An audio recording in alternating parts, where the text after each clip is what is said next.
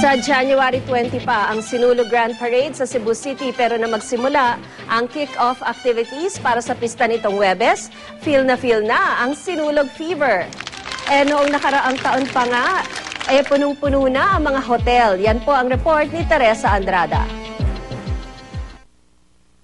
Ginanap ang sinulog sa kabataan, nagpasiklaban sa costume at sayaw ang 13 kalahok mula sa iba't ibang paaralan. Hindi alintana ang ulan ng mga pumarada at mga nanonood.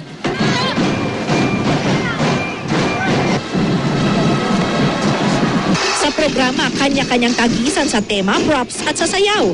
Sentro ng bawat presentasyon ang imahe ng Santo Niño na bitbit ni Reyna Juana, misis ni Raha Humabo na nooy hari ng Cebu. Sa unang panahon daw, nang nagbigay ng Santo Niño, yung si Ferdinand Magellan to Queen Juana, they started to dance as a dance offering to the Holy Child.